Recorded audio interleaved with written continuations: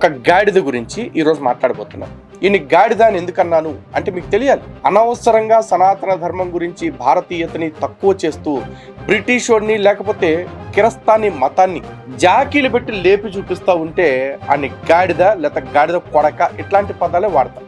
Telugu Bible తర్జుమా చేయడానికి వందల మంది చచ్చిపోయారు. ఇప్పుడు తెలుగు బైబిల్ కోసం ఎంతో మంది చచ్చిపోయారంట. ఎందుకు చచ్చారు, ఎవడు చంపాడు అది చెప్పాలిగా. బైబిల్ తర్జుమా జరుగుతున్నప్పుడు ఎవరి సొంత సిద్ధాంతాలు పెట్టకూడదని. మరి కేథలిక్ పుస్తకంలో 73 పుస్తకాలు, ఇథియోపియన్ బైబిల్లో 88 పుస్తకాలు, లేకపోతే సెప్టూజెంట్ పుస్తకంలో పాత నిబంధనలో 51 పుస్తకాలు ఎట్లా వచ్చినాయిరా? భారతదేశానికి మిషనరీస్ రాకపోతే భారతదేశం ఆటవిక దురాచారాలతో ఇప్పటికే మగ్గిపోయి ఉంది.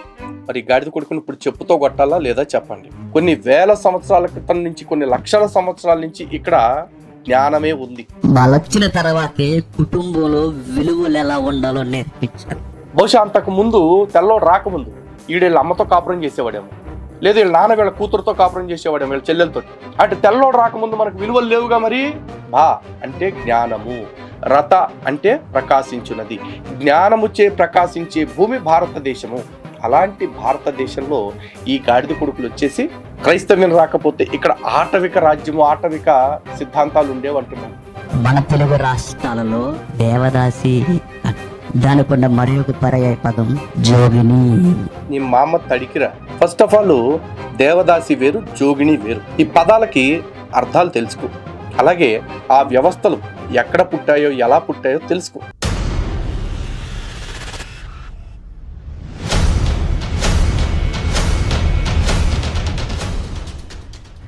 హిందూ బంధువులందరికీ జై శ్రీరామ్. చర్చిలో సువార్త చెప్పుకోకుండా సనాతన ధర్మం గురించి గేమ్స్ ఆడుతున్న జేమ్స్ గాడి దొంగ మాటల గురించి సెకండ్ పార్ట్ ఇది. ఇప్పటికి ఎవరన్నా ఫస్ట్ పార్ట్ చూడకుండా ఉంటే దయచేసి ఆ ఫస్ట్ పార్ట్ కూడా చూడండి. వాడంతా నీచుడో పోరంబొగ్గడో తెలిసిపోద్ది. ఎవరో బైబుల్ దేవుడు కాదు, బైబుల్ దేవుడిని అడ్డం పెట్టుకుని సనాతన ధర్మం మీద దుష్ప్రచారం చేస్తున్న ఈడి గురించి, ఈ వేట్లపాలెం జేమ్స్ అలియాస్ వీరబాబు గడి గురించి. దారా ఇదే అధ్యాయం 12వ వచనం నుండి, నా జనులు వారికి సంగతి తెలియజేయను, వ్యభిచార మనస్సు వారిని త్రోవ తప్పింపగా వారు తమ నిజ దేవుని విసర్జించి వ్యభిచరింతురు. నేను ఫస్ట్ ఎపిసోడ్ లో చెప్పలా, క్రైస్తవ్యం ప్రకారం వ్యభిచారం అంటే ఏంటంటే యెహోవాని కాకుండా వేరే దేవుడిని నమ్మటం. ఎందుకంటే మోస్ట్ ఇన్సెక్యూరిటీ కలిగిన దేవుడు. కొంతమంది మొగుళ్ళు ఉంటారు కదా, పెళ్ళం ఎక్కడ ఈ వదిలేసి ఏడోటి వెళ్ళిపోద్దు అని ఇన్సెక్యూరిటీతో ఉంటారు కదా, ఇంచుమించు అట్లాంటి ఇన్సెక్యూరిటీని యెహోవాది. పర్వతముల శిఖరముల మీద బలులర్పింతురు, ధూపం వేయుదురు, సింధూర వృక్షముల క్రిందను, సేనారు వృక్షముల క్రిందను, మస్తాకి వృక్షముల క్రిందను మేడ మంచిదని అచ్చటనే ధూపం వేయుదురు. అందువలననే మీ కుమార్తెలు వేశ్యలయ్యిరి, మీ కోడండ్లును వ్యభిచారులయ్యిరి. అంత క్లియర్ ఉంది చూడండి. కంటిన్యూ. జనులు తామే వ్యభిచారులను కూడుదురు, తామే వేశ్యలతో సాంగత్యం చేయుచు బలు అర్పింతురు గనుక మీ కుమార్తెల వేసులగుటను బట్టి నేను వారిని శిక్షింపను, మీ కోడళ్లను వ్యభిచరించుట బట్టి నేను వారిని శిక్షింపను. నా అవసరం లేకుండానే వివేచన లేని ఆ జనము నిర్మూలమగును. నన్ను గూర్చిన జ్ఞానము లేకుండా నువ్వు ఏదో చేసుకుని, ఏదో నువ్వు విచారణ చేసి, ఏదో సిద్ధాంతాలు, నీ అభిప్రాయం నుండి కొన్ని సిద్ధాంతాలు నువ్వు లేవనెత్తుకుని నువ్వు ఎక్కడో విచారం చేసి సత్యదేవుడైన నన్ను విడిచి నువ్వేదో కార్యక్రమాలు చేస్తే వెంటనే నీ పిల్లల్లో నీ జనాల్లో వచ్చేది ఏంటో తెలుసా? వ్యభిచారం చేయాలన్న కుతూహలం.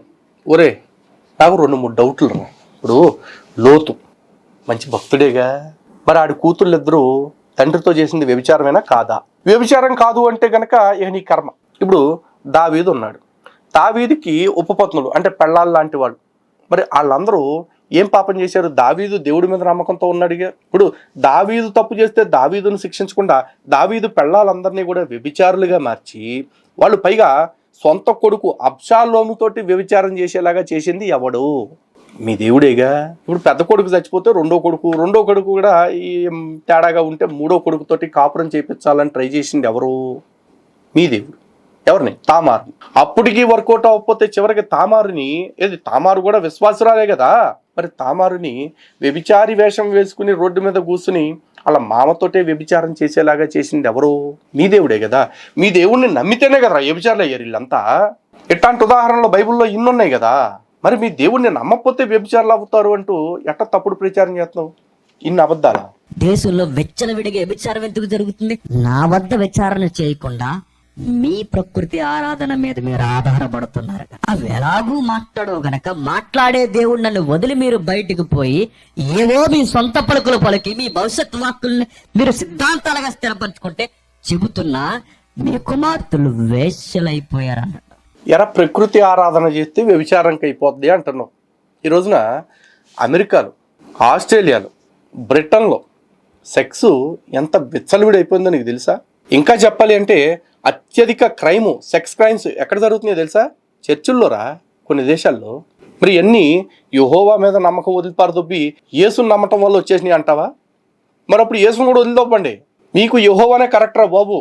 యెహోవా అయితే కూర్చుంటే ఒక దెబ్బ, నుంచుంటే ఒక దెబ్బ, వంగితే ఒక దెబ్బ గుద్దుతూ ఉంటాడు కదా.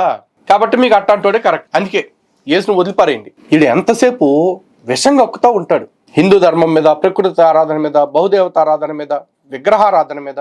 పైగా ఏదో ధనుర్వాతం పేషెంట్ లాగా మాట్లాడితే పళ్ళు కొరుకుతూ మాట్లాడుతూ ఉంటాడు. పళ్ళు కొరుకుతూ పళ్ళు పట్టకరతో పీక పక్కన దొబ్బేవాళ్ళు లేక యాదవ. దాన్ని అంటారు జోగిని అవస్థ, దాన్నే అంటారు దేవదాసి అవస్థ అని, దాన్నే మహారాష్ట్రాలు అంటారు మాతంగి అని. 100 పేర్లు చెప్పినా ఒరే దీన్ని ఫస్ట్ అనాల్సిన వ్యవస్థ ఏంటంటే నన్ను వ్యవస్థ, క్రైస్తవ నన్నుల వ్యవస్థ. క్రైస్తవ నన్నులు అంటే దేనికి ఉన్నారంటే పోపులు, బిషప్లు వాడుకోవటానికే ఉన్నారు, పాస్టర్లు వాడుకోవటానికే ఉన్నారా? ఎన్ని న్యూస్ కావాలో చెప్పరా యదవా. ఎందుకంటే ఇప్పుడు ఒక 20 ఏళ్ళు 30 ఏళ్ళు ఒక వ్యవస్థను ఎవడో పొల్యూట్ చేసి వాడుకుంటేనే నువ్వు ఎట్లా మాట్లాడుతుంటే మరి 100 ఏళ్ల నుంచి నన్నుల పేరుతో జరుగుతుంది ఇదే కదా. ఏముందిరా అక్కడ వాళ్ళు బ్రదర్ మేక్ మీ మదర్ అంటూ తిరగటమే లోపల. ఎన్ని ఎవిడెన్స్లు కావాలో చెప్పు. దాని గురించి మాట్లాడి గాడిదే. ఇంకా విచిత్రం ఏంటో తెలుసా? నీ కోడళ్ళు వ్యభిచారులు అవుతారన్నాడే, అది ఎట్లా జరుగుద్దో తెలుసా? ఎవరైనా జోగిని చనిపోయింది అనుకోండి, బతుకున్న జోగునికి చనిపోయిన జోగునికి ఇచ్చి పెళ్లి చేస్తారు. ఆ పెళ్లి చేసినప్పుడు బతుకున్న జోగుని మీదకి చనిపోయిన జోగుని ఆత్మ వస్తాదని వాళ్ళ ఆలోచన. అప్పుడు పూనకం వచ్చినట్టు ఊగుద్ది. ఆడ ఊగినప్పుడు ప్రవచనం చెప్పుద్ది అన్నమాట. మీ ఇంట్లో ఒకరిని మరలా జోగినిగా చేయాలని చనిపోయిన ఆమె తరపు ఎవరైతే ఉన్నారో ఆడపిల్లలు గాని కోడళ్ళు గాని వెంటనే ఆ పెద్దింటి కోడలు వ్యభిచారం. తనకు భర్త ఉన్న అనవసరం, పిల్లలున్న అనవసరం, తీసుకెళ్లి దేవుని ముంగిట యాపాకు కట్టి నగ్నంగా ప్రదక్షిణాలు చేయించి దేవుడికి పెళ్లి చేసేస్తారు. ఇలా ఎక్కడన్నా జరిగిందా? మీ ఇంట్లో ఎవరన్నా అట్లా చేశారా ఏంటి? మా ఊళ్ళో ఎక్కడ జరగలేదురా. మరి నువ్వు ఎక్కడ జరిగిందని చెప్తున్నావురా నికృష్టుడే. నోరు తెరిస్తే అబద్ధాలే తప్ప ఒక్కరు అంటే మీకు ఏమన్నా శాపం ఉందేమోరా బహుశా. ఏ రోజైతే మీరు నిజాలు చెప్తారో ఆ రోజు మీ తల 1000 వక్కలైపోద్దని మీ దేవుడు ఏమన్నా శాపం ఇచ్చి ఉంటాడు. కలిపురుషుడు కదా. మన దేశం ఇది. ఇవి ఎక్కడో జరిగినాయి అనుకోకండి, మన మధ్య జరిగినవి ఇవి జరుగుతున్నాయి. ఇంకా ఫ్రీడమ్ ఫైటర్స్ ఇంకా ఫైట్ చేస్తున్నారు వ్యవస్థను గురించి. ఇప్పుడు వీళ్ళ కళ్ళు తెరవడానికి కారణం ఏంటో తెలుసా? ఒకప్పుడు మన దేశానికి మిషనరీస్ వచ్చారు. ఫస్ట్ ఆఫ్ ఆల్ వాళ్ళు ఫ్రీడమ్ ఫైటర్స్ కాదు, వాళ్ళు సోషల్ రిఫార్మర్స్. అర్థమైందా? అంతేగాని ఫ్రీడమ్ ఫైటర్స్ కాదు. ఫ్రీడమ్ ఫైటర్స్ వాళ్ళు వేరే పని చేశారు, వాళ్ళందరూ పోయారు. వాళ్ళందరినీ ఇప్పటికీ స్మరించుకుంటున్నాం. ఇంకా చెప్పాలి అంటే మా కోసం రక్తం చిందించిన, మా స్వేచ్ఛ కోసం రక్తం చిందించిన నిజమైన దేవతా పురుషులు, అవతార పురుషులు వాళ్ళు. ఎక్కడో కూర్చుని నేను రక్తం చిందించా అని చెప్పిన తిరకాసుగాడు మాకు ఎప్పటికీ ప్రభువు కాదు. అయినా ఎంతో మందికి ఎన్నో ఆఫర్లు ఇచ్చా. నీకోటి ఇవ్వలేకపోతానా? ఇంకోటి నీకు కూడా ఇస్తున్నాను రా. యేసుక్రీస్తు శిలువ మరణము అది త్యాగము అని నిరూపించే దమ్మున్నోడు ఎవడైనా ఉంటే మరి వేట్లపాలెం జేమ్స్గా నువ్వైనా రావచ్చు. లేదు ఈ డిబేట్ చూసి ఎవరన్నా మేము కూడా కట్టగట్ట మేము నిరూపిస్తాం అనుకునేవాడు వాడైనా రావచ్చు. యేసు చేసింది త్యాగం కాదు, యేసు చేసింది చీటింగ్. ఇది నేను చెప్పడానికి నిరూపించడానికి రెడీగా ఉన్నా. నా మాట అబద్ధమైతే గనక దీన్ని ఎవడన్నా నిరూపించవచ్చు. బైబిల్ దేవుడు ఫ్యూచర్ ఎంత చక్కగా ఆలోచించాడంటే, మన దేవుడు ఈ సత్య దేవుడు సమాజానికి ఎలాంటి స్పృహ ఇచ్చాడో చూడండి. ఈ మధ్య కాలంలో పుట్టే జ్ఞాన విజ్ఞాన వేదిక, ఆ వేదిక, ఈ వేదిక, ఆశ్రయ సంస్థ, ఇవన్నీ ఇప్పుడు వచ్చాయి. కానీ క్రీస్తు పూర్వం మోసెస్ కాలంలోనే దేవుడు ఏమని ప్రవచనాలు ఎత్తి వాటిని స్ట్రాంగ్ జీవోస్ గా రిలీజ్ చేశాడో చూడండి. ద్వితీయోపదేశకాండం 23వ అధ్యాయం 17వ వచనం నుండి, ఇశ్రాయేలు కుమార్తెలలో ఎవత్తయు వేశ్యగా ఉండకూడదు, ఇశ్రాయేలు కుమారుల్లో ఎవడును పురుషగామిగా ఉండకూడదు. పురుషగామి అంటే మీరు ఆడమగ కానోళ్ళు అనుకోకండి. వాళ్ళని ఏమంటారు తెలుసా? పురుషగాములకున్న భాష వేరు, పురుషగాములకున్న బైబిల్లో వాడబడిన పదం వేరు. పురుషగాము ఎవరు ఆడంగితనం గలవారు. పురుషగాములు అంటే అర్థం వేరు. పురుషగాములు అంటే మన దేశంలో స్త్రీలను దేవదాసులు చేస్తారు. మధ్య ఆసియాలో పురుషులను కూడా దేవదాసులు చేస్తారు. ఆ పదం బలం ఉందని పెట్టుకోకండి. దేవదాసు అంటే దాని ఏంటో తెలుసా? అక్కడ మిడిల్ ఆసియాలో ఇక్కడ స్త్రీలను ఎట్లా అయితే దేవుడికి అర్పించేస్తారో అక్కడ మిడిల్ ఆసియాలో పురుషులను కూడా దేవునికి ఇచ్చేసేవారు. వారినే పురుషగాములు అంటాడు. ఆడంగితనం గలవారు వేరు, వాళ్ళ వేరు. ఎప్పటికీ ఇది కొనసాగుతుందంటే ట్రెండ్ ఉంది. ఇది ఎప్పటికీ ఏమంటారు తెలుసా? దీన్ని కాల్ బాయ్స్ అని, కాల్ గర్ల్స్ అని ఫోన్ చేసి పిలిపించుకుంటారే. ఈ దుర్భర వ్యవస్థ ఎక్కడి నుంచి పుట్టుకొచ్చింది అనుకుంటున్నారు. ఈ ఎక్కువ మాట అనకూడదు. పొడుపు వృత్తికి సంబంధించిన ఒక పదం ఉంది, అది వాడకూడదు. ఆ వృత్తి ఎలా వచ్చింది అనుకుంటున్నారు? ఈ పండితులని చెప్పి పామర్ల కన్నా అధ్వానంగా మతంలో కలిపి వారిని ఎలా తయారు చేస్తే చివరికి ఎలా బతకాలో తెలియక చివరికి ఈ వృత్తిని ఆశ్రయించారు. వారు దేశాలకి గొడ్డు పరిస్థితిని పుట్టించారు. ప్రపంచవ్యాప్తంగా ఈడి బతుక్కి బైబిల్లో ఉన్న పదానికి అర్థం తెలియదు. పురుషగాములు అంటే ఆడంగితనం గలవాడు కాదంట. పోరంబోక పురుషగాములు అంటే బైబిల్లో చెప్పింది పురుష సంపర్కులు. నువ్వు చెప్పావు కదా ద్వితీయోపదేశకాండ 23 అధ్యాయం 17 వచనం. చెప్తా దానిలో ఏముందో. ఇక్కడ ఏముందో చూడండి. ఆడు పురుషగామి అన్నాడు కదా. పురుషగామి అంటే హోమోసెక్షువల్స్ ఈ పని. ద్వితీయోపదేశకాండం 23 అధ్యాయం 17 వచనం. ఇజ్రాయేలు జాతి స్త్రీలలో ఎవ్వరూ అన్యుల గుళ్లకు వేశ్యలుగా ఉండకూడదు. ఇక్కడ ఏమన్నాడు? అన్యుల గుళ్లకు వేశ్యలుగా ఉండకూడదు అన్నాడు. అంతేగాని ఇజ్రాయిలీ స్త్రీలు ఎవ్వరూ వేశ్యలుగా ఉండకూడదల్లా, ఉండొచ్చు అని అన్యుల గుళ్లకు ఉండకూడదు అంటే అదనమాట. ఆ తర్వాత పురుషులలో ఎవ్వడు ఆ గుళ్లకు చెందిన పురుష సంపర్కులుగా ఉండకూడదు. ఇక్కడ ఏముందిరా? పురుష సంపర్కులుగా ఎక్కడ ఉండకూడదు?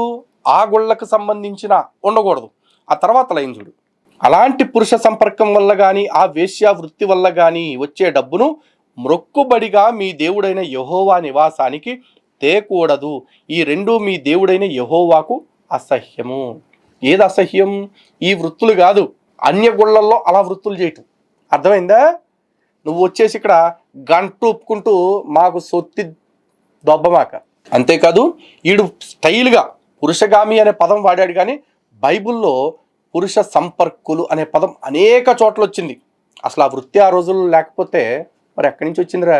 ఇండియా ఒక్కటి కాదు, ప్రపంచ దేశాలు దరిద్రం ఉంది. అందుకే ఆ మొదటి మాటలో మీరు మరలా చదవండి. ఇశ్రాయేలు కుమార్తెలలో ఎవత్తయు వేశ్యగా అన్నదానికి ఫుట్నోట్, వేశ్యగా అన్నదానికి ఫుట్నోట్ చూడండి. దేవదాసి 100 రాత్తారా ఫుట్నోట్లు. వాక్యంలో ఏముంది? అన్య గుళ్ళల్లో ఉండొద్దు అన్నాడు, కానీ యెహోవా ఎక్కడా ఉండొద్దు అనలేదు. ఎందుకు కఠినమైన ఆజ్ఞ దేవుడు ఇచ్చాడు తెలుసా? ఇదిగో ఈ కఠినమైన శిక్షా స్మృతి అమలు కాకపోతే, ఈ ఫీనల్ సెక్షన్స్ వెనక అమలు కాకపోతే, అది ఫీనల్ కాదురా, పీనల్. జనులు కట్టులేక తిరుగుతారు. అందుకే అంత కఠిన నిర్ణయం. మరొక వచనం చాలా సందర్భం ఉంది, కానీ చెప్పడానికి అవదు. నిర్గమాకాండ 20వ అధ్యాయం 14వ వచనం. వ్యభిచరించకూడదు. ఏమంటున్నాడు? అదే మాట మరలా మనకు ఉట్టంగిస్తూ పదాజ్ఞల్లో మాట అంటున్నాడు.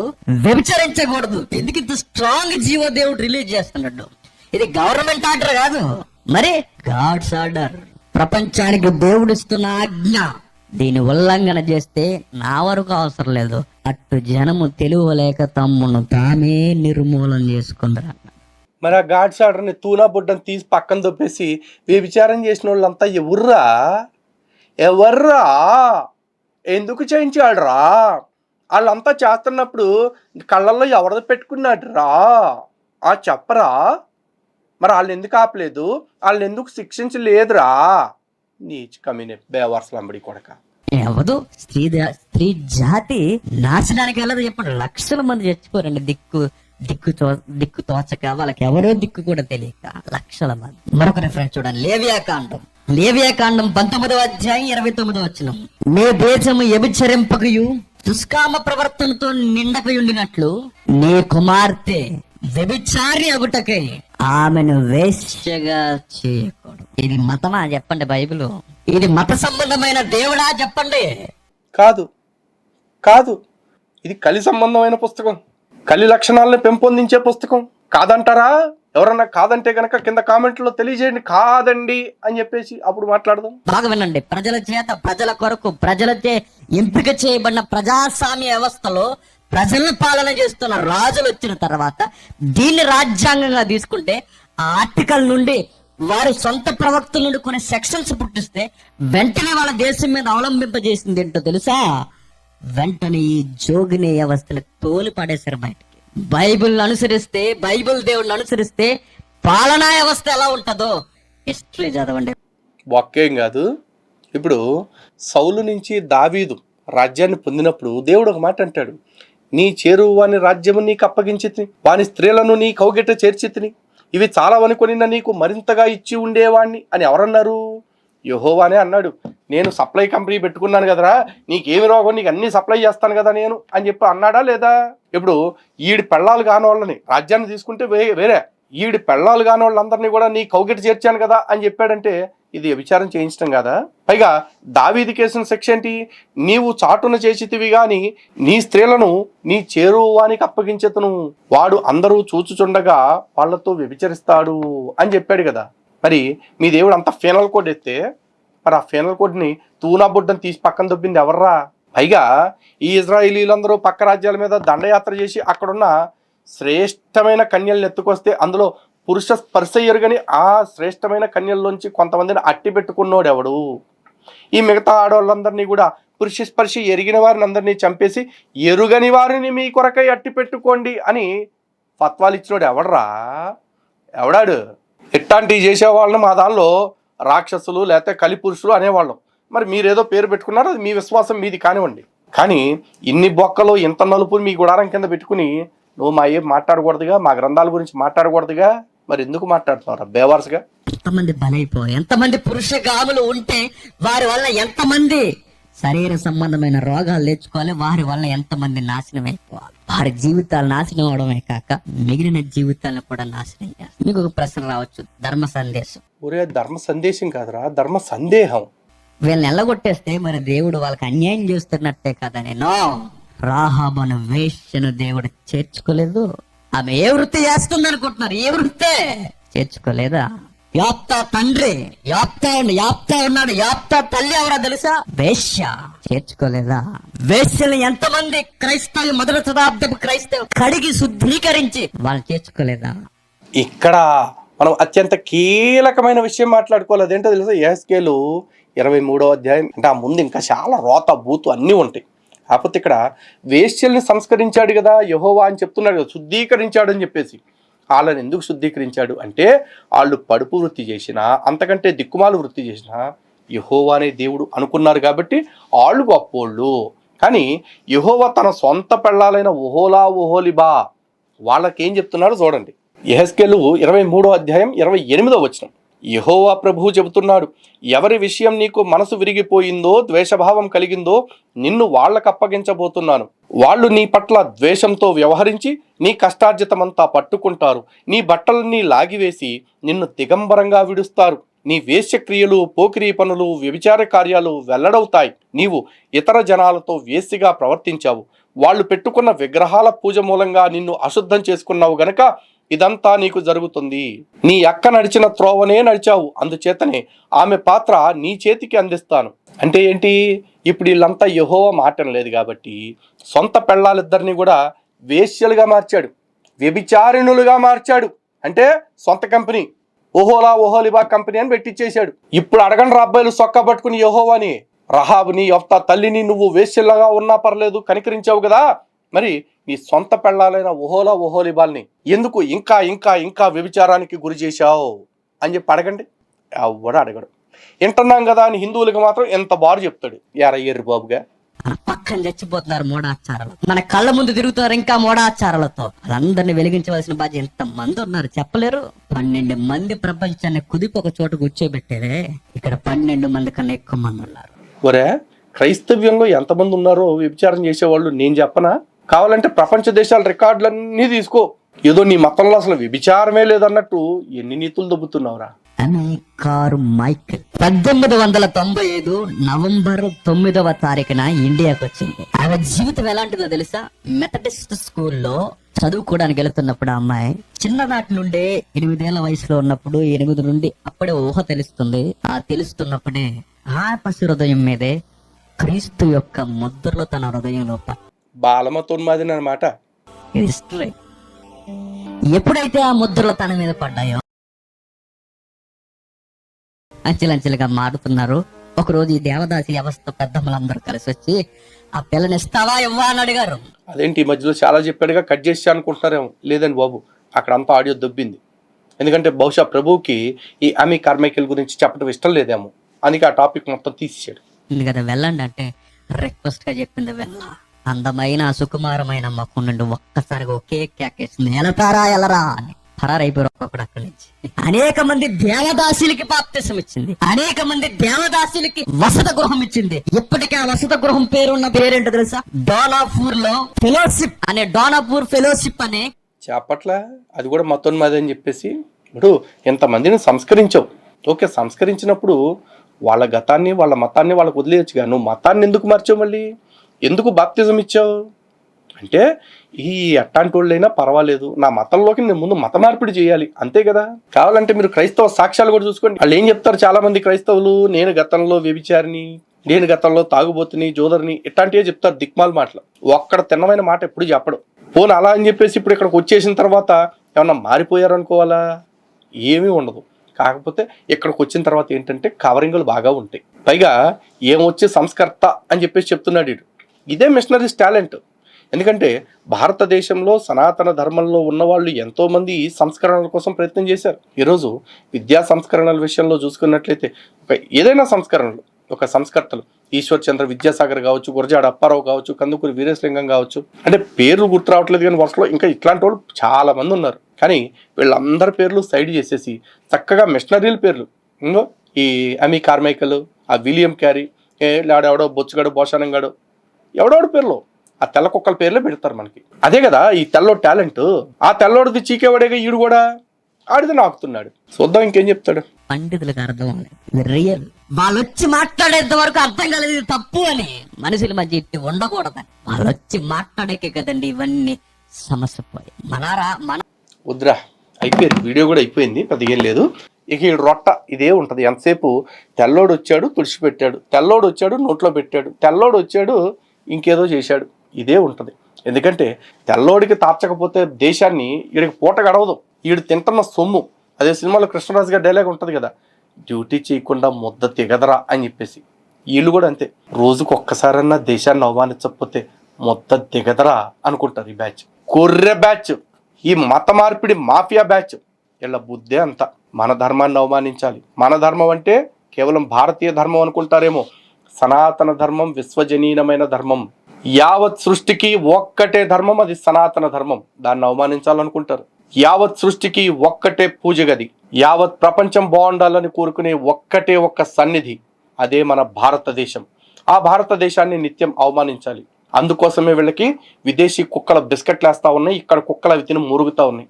హిందూ బంధువులారా అర్థం చేసుకోండి, నా భారతం ఎప్పటికీ అమర భారతమే, అద్భుత భారతమే, అద్వైత భారతం. జై శ్రీరామ్. భారత్ మాతా కీ జై.